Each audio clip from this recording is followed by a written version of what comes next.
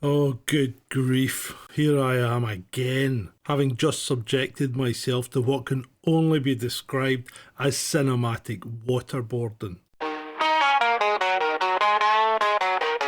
George Lucas's 1999 abortion, known only as The Phantom Menace. Why did I do this to myself? Because sometimes when life gets too comfortable, you need to remind yourself that true suffering exists in this world, and by Christ, does this film deliver suffering in spades. Let's start with the effects, shall we? Back in '99, everybody was creaming themselves over the groundbreaking CGI. Well, guess what? That groundbreaking technology now looks like it was rendered on a fucking Game Boy. Jar Jar Binks moves like he's been animated by a work experience kid who learned Maya over a weekend. And don't get me started on the pod racing sequences that look like a rejected PlayStation 2 cutscenes. The whole film feels like Lucas discovered Photoshop and decided to vomit digital effects all over everything. It's got all the visual charm of a screensaver from 2001, except screensavers don't usually last for 136 fucking agonising minutes. If there's a hell specifically designed for fictional characters, Jar Jar Binks would be running the fucking place. This amphibious abortion is quite possibly the most irritating creation in the history of moving pictures. Every scene with a CGI catastrophe feels like having your eyeballs scraped with rusty spoons while someone plays bagpipes directly into your ear canal. Misa thinks you's a gonna hate Misa? Well, congratulations, you digital fucking disaster. Mission accomplished. Coming in at a close second, mind you, in the characters I'd like to punt into a black hole competition is little Anakin Skywalker. Jake Lloyd delivers his lines with all the emotional depth of a shopping list, turning what should be the future Dark Lord of the Sith into a snivelling brat who probably asked for the manager when his Happy Meal toy is broken. Are you an angel? No, kid. She's an actress trying to salvage a career from this clusterfuck of a script. Let's talk about the Jedi for a minute, because apparently nobody else wanted to address the elephant in the room. These robed space wizards essentially run a fucking cult that steals children from their families. They rock up, wave their hands about, and convince parents to hand over their kids to be raised in an emotionally sterile monastery where attachments are forbidden. It's like Scientology but with lightsabers and even less self-awareness. Qui-Gon Jinn straight up liberates a child slave and then immediately tries to recruit him into a different kind of servitude. The irony is so thick you could cut it with a lightsaber. I'll give credit where it's due.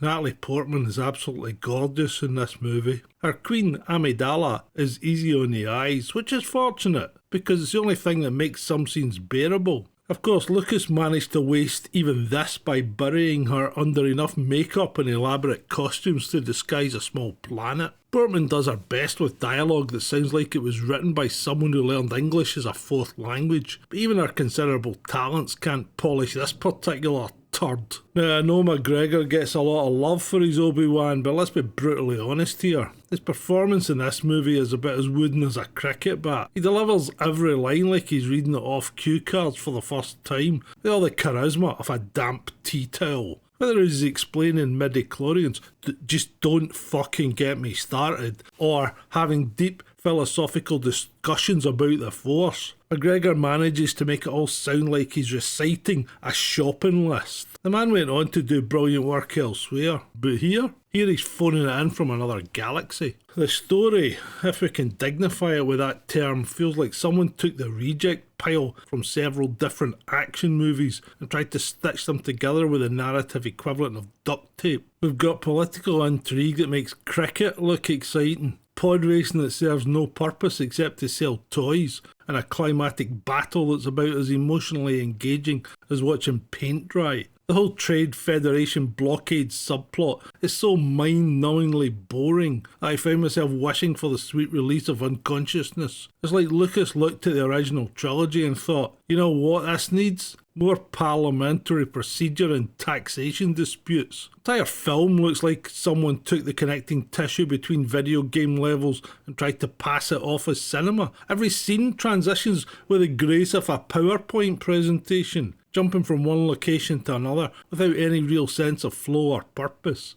It's less a movie and more a collection of expensive tech demos loosely connected by a plot that makes less sense than most conspiracy theories I've investigated. At least UFO sightings have more internal consistency than this narrative nightmare. The Phantom Menace isn't just a bad movie, it's a fucking catastrophe. They somehow managed to take one of the most beloved franchises in cinema history and drop it down a reactor shaft. It's a masterpiece of missed opportunities, wasted potential, and Lucas's complete inability to understand what made the original films work. The only phantom here is the competent filmmaking that went missing somewhere between the script stage and the final cut. If you're looking for a good Star Wars film, keep looking. If you're looking for an effective form of self-punishment that doesn't require actual physical harm, well, congratulations, you've found your new best friend. Now, if you'll excuse me, I need to go watch something decent to cleanse my palate, like Blade Runner, the director's cut, which we'll be reviewing on Tuesday. That'll be a blast. I'm great.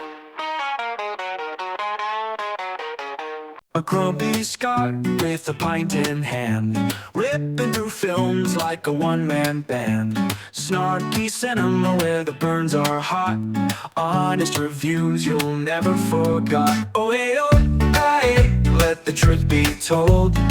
No sugar here, it's biting and bold. With a smirk and a scowl and a hearty laugh, the grumpy Scot is here to riff your craft.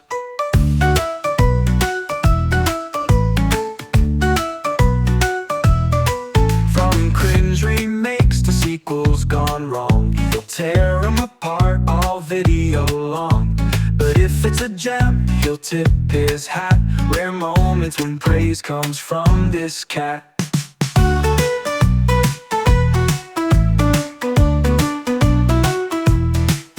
From cringe remakes to sequels gone wrong, he'll tear them apart all video long.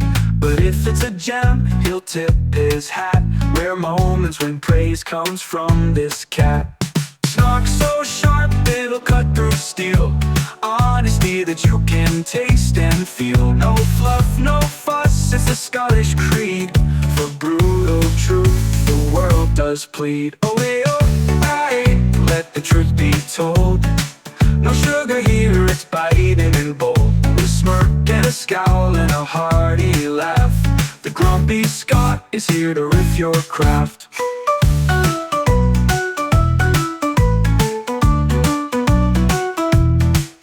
So grab your popcorn and duck for cover. It's cinema chats with a twist to discover.